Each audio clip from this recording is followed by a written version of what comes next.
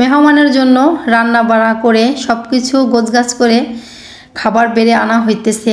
এক এক করে এক একটা খাবার বেড়ে বেড়ে আনা হইতেছে টেবিলে।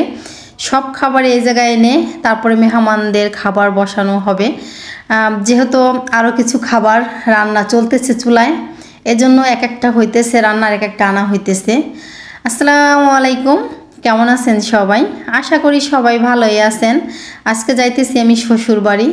আমার শ্বশুরবাড়ি আজকে আমাদের বিয়েনরা আসবে, এই জন্য তো খুব সলে সলে আমি যাইতেছি। রাস্তায় আসছি, খুব সুন্দর একটা রোদ উঠছে। এখন কিন্তু রোদ গায়ে লাগলে গরম লাগে না, যেহেতু হালকা শীত পড়ছে। রাস্তায় এসে এদিক ওদিক তাকাইতেছি, কোনো গাড়ি পাইতেছি না, কোনো মানুষজনও নাই রাস্তায়। আর দেখেন চারোপাশ দিয়ে কিন্তু কুয়াশায় ঘেরা। তো একটা অটো দেখছি, অটোকে বলছি, সে আসতেছে। আর কুয়াশার জন্য অটোটা ভালো মতো দেখতেও পারি নাই। আর এদিকে দেখেন গাছে সুন্দর একটা চাল কুমড়া ধরে আছে। তাই তো অটোতে আমি আর আমার মেয়ে উঠে পড়লাম। এখন যাইতেছি বাড়ির উদ্দেশ্যে। আমি অটোতে বসে ভিডিও করতেছি, হঠাৎ করে অটোতে একটা চোখ আঁকানো, ওইটা আমার চোখে পড়ছে। আমার কিরকম যেন একটু ভয় ভয় লাগছে। ভালো করে তাকাই দেখি না, মানুষ না, চোখ আঁকানো অটোতে। তো অটোর থেকে নেমে এখন বাজারের ভিতর দিয়ে আমি যাইতেছি। এটা হচ্ছে ভাঙ্গা বাজার। ভাঙ্গা বাজারের সস্তা মেলার বাজার এখনও কেউ নাই, যেহেতু আমি অনেক সকালে যাইতেছি। ভাঙ্গা বাজারও একটা দোকান খুলে নাই। দেখেন আমি আর আমার মেয়ে যাইতেছি, টুকটাক দু একজন মানুষ যাইতেছে। যেহেতু ভাঙ্গা বাজারে সস্তা মেলাও কিন্তু এখনও দোকানপাট খুলে নাই। আর আশপাশের দোকানের কথা তো বাদই দিলাম। এই তো আর একটা অটোতে উঠছি, উঠে এখন যাইতেছি শ্বশুর বাড়ি। আমাদের বাড়ির থেকে কিন্তু একটা অটোতে আসছি, সেই অটো পাল্টায় কিন্তু বাজারের ভিতর দিয়ে সে এপারে সে আর একটা অটোতে উঠা লাগছে। তারপরে তো চলে আসছি শ্বশুর বাড়ি। শ্বশুর বাড়ি এসে প্রথমে আমাদের বিল্ডিংয়ের রুমগুলো আমি খুলতেছি, এক এক করে প্রত্যেকটা রুম খুলতেছি।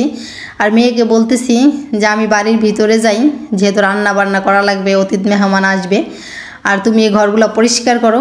তাই আমি এক এক করে রুমগুলো খুলে লাইট জ্বালাইছি, জানলা খুলছি। পরে মাহিয়া আমার মেয়ে সবগুলো রুম পরিষ্কার করছে। আর আমরা বাড়ি না থাকলে কি হবে, আমাদের রুমগুলো কিন্তু অত নোংরা হয় না, পরিষ্কারই থাকে। ভিডিওতেই কিন্তু দেখা যাইতেছে আমাদের রুমগুলো কিন্তু এরকম অপরিষ্কার হয় না। সব সময় কিন্তু আমরা যাওয়ার সময় বা মাঝে মাঝে এসে রুমগুলো সুন্দর করে আমরা পরিষ্কার করে রাখা যাই, এজন্য আমাদের রুমগুলো পরিষ্কার থাকে। আমরা বাড়িতে না থাকার কারণে মাঝে মাঝে হুটহাট কোনো মেহমান আসলে বা কোনো অনুষ্ঠান হলে আমাদের বাড়ি আসা লাগে। এজন্য আমাদের প্রত্যেকটা রুম আমরা মাঝে মাঝে পরিষ্কার করি আইসা, এই জন্য পরিষ্কার থাকে, সুন্দর। তারপরেই তো আমি বাড়ির ভিতরে চলে আসছি। আমাদের বিল্ডিংটা দেওয়া হয়েছে রাস্তার পাশে, আর এটা হচ্ছে ভিতর বাড়ি। তাই আমি ভিতর বাড়ি চলে আসছি। ভিতর বাড়ি আইসা দেখি আমার মেজোজা চিংড়ি মাছ পরিষ্কার করতেছে, আর আমাকে দেখাইতেছে, দেখো মাথা থেকে এগুলা কি বের হইতেছে। আমিও বুঝতে পারলাম না যে চিংড়ি মাছের মাথা থেকে এগুলা কি বের হয়। তারপরে এদিকে দেখি বালতিতে ইলিশ মাছ ভিজায় রাখছে। তা ইলিশ মাছগুলো বললাম, ভাবি আপনি চিংড়ি মাছ পরিষ্কার করেন, আমি ইলিশ মাছ পরিষ্কার করবানে। তারপরে এই সাইডে দেখি রোস্টের জন্য গোশ ভিজায় রাখছে, আর গরুর গোশ ভিজায় রাখছে। তো রোস্টের জন্য গোশ কিন্তু এইমাত্রই ফ্রিজ থেকে বের করে ভিজানো হয়েছে, কিন্তু গোশটা দুইবার পানি পাল্টানোর সাথে সাথেই ছুটে গেছে। আর গরুর গোশটাও 2-3বার পানি পাল্টানো হয়েছে, কিন্তু ছুটতেছে না। সমস্যা নাই, আরও 2-3বার পানি পাল্টাইলে তাড়াতাড়ি ছুটে যাবে। তারপরে এদিকে দেখি যে ডিম ছুলতেছে আমার ভাসুরের মেয়ে। তাই আমি বললাম যে তোমার ডিম ছোলা তো হয়ে গেছে। তারপরে ঘরের চুলায় ভাত চড়াই দিছি, আর বাহিরের চুলায় হচ্ছে ডাল চড়াই দিছি। আর এদিকে আমি বেগুন কাইটে নিতেছি। রান্নাটা হয়তো একটু দেরিতে চড়াই দেওয়া হয়েছে, সমস্যা নাই, 3-4টা চুলা আছে, মানুষও অনেক আছে, তাড়াতাড়ি হয়ে যাবে। তো এদিকে আমি বেগুন কাইটে দেওয়ার পরে হচ্ছে মাছ কাইটে দিতেছি, মাছ পরিষ্কার করতেছি। আজকে মাছ কাটতে কাটতে একটা বুদ্ধি করলাম যে আমার দেওর ভাসুরা তো কচু গাছ লাগাইছে, সুন্দর কচু, সবাই খাইয়া ভালো কয়। তা আজকে বিয়ানদের খাওয়াই দিব ইলিশ মাছের মাথা দিয়ে কচু শাক রান্না করে। আমার সবাই বললো হ্যাঁ ঠিক আছে, তাহলে তো ভালোই হয়। এদিকে আমার মেজোজা হচ্ছে ভাজাভাজি সব পর্ব শেষ করতেছে, বেগুন ভাজা, ইলিশ মাছ, চিংড়ি মাছ, রোস্ট, মানে যে ভাজাভাজির পর্ব আছে সে করতেছে ওদিক দিয়ে। আর এদিকে ঘরের চুলায় তো ভাত চড়াই দিয়েছিলাম, ভাত হয়ে গেছে। তারপরে লাচ্চা সিমাইয়ের জন্য দুধ জাল করে নিছি, সেটা অনেক গরম, একটু ঠান্ডা হলে সিমাই ভেজাই নিব। তারপরে মিষ্টান্ন রান্না করতেছি সেই চুলায়।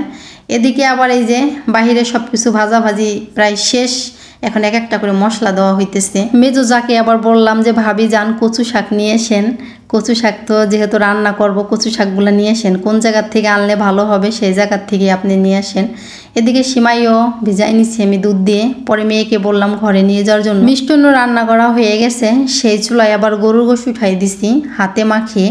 আমার মেজো ভাসুর আবার হাতে মাখিয়ে গরুর গোশত চড়াই দিয়ে দিছে এই চুলায়। রান্না করা প্রায় কমপ্লিট, পোলাও রান্না করা শুধু বাকি আছে।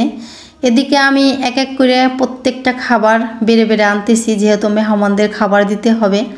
গরুর গোশত, তারপর কচু শাক, রোস্ট, এদিকে ডাল রান্না করা হয়েছে, ডিম, ইলিশ মাছ, চিংড়ি মাছ, পোলাও, বেগুন ভাজা, তারপরে আরও খাবার আছে।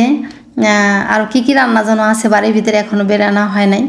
এদিকে আমার ভাসু সেগুলো বাইরে নিয়ে চলে আসছে। আর মেহমান যেহেতু অনেক, বাড়ির মানুষদের মেহমান দিয়ে 50 জনের মতো হবে, এদেরকে নিয়ে আড়া করা হয়েছে টেবিলে বসার জন্য। এরা টেবিলে বসবে না, বলে না আমরা একসঙ্গেই ফ্লোরে বসি, ফ্লোরে বসে খাই, সমস্যা নাই। তারা ফ্লোরে একটা মাদুর বিছিয়ে দেওয়া হয়েছে, বিছিয়ে দেওয়ার পরে সবাই একসঙ্গে বসছে। আগে পুরুষদের খাবারের পর্ব শেষ করা হইতেছে, তারপরে মহিলারা বসবে। মহিলারাই বলছে যে পুরুষদের আগে খাবার দেন, পরে আমরা বসবো। তাই মেহমানরা সবাই মিলে একসঙ্গে খাইতেছে। অনেকে আবার ভাইবেন না টেবিল নাই, এত মেহমান আসছে ফ্লোরে খাইতে দিছেন, কিন্তু না, আমাদের টেবিল আছে, মেহমানরাই বলছে আমরা ফ্লোরে বসবো। মেহমানরা আসার পরে কিন্তু মেহমানদের নাস্তা দেওয়া হয়েছে। আবার এই যে খাবারটা খাইতেছে এরপরেও কিন্তু একটা নাস্তা দিছি আমরা, সেইগুলো আর দেখানো হয় নাই। মানে তাড়াহুড়ার ভিতরে অত ভিডিও ক্লিপ আমি নিতে পারিনি। মানে মেহমানরা আসার সাথে সাথে নাস্তা দিছি, তারপরে এই যে খাবারটাই শুধু আপনাদের দেখাইলাম। মেহমানরা যাওয়ার সময় কিন্তু একটা নাস্তা দিছি, সেই সময় দেওয়া হয়েছে মিষ্টান্ন, রসগোল্লার দই, সেগুলো আপনাদের দেখাইতে পারি নাই। যতটুকু পারছি ততটুকু আপনাদের সাথে আমি শেয়ার করছি। তো আজকের ভিডিওটা আমার এই পর্যন্তই। আমার ভিডিওটা কেমন হলো অবশ্যই কমেন্টে জানাবেন। তো সবাই ভালো থাকবেন, সুস্থ থাকবেন। আল্লাহ হাফেজ।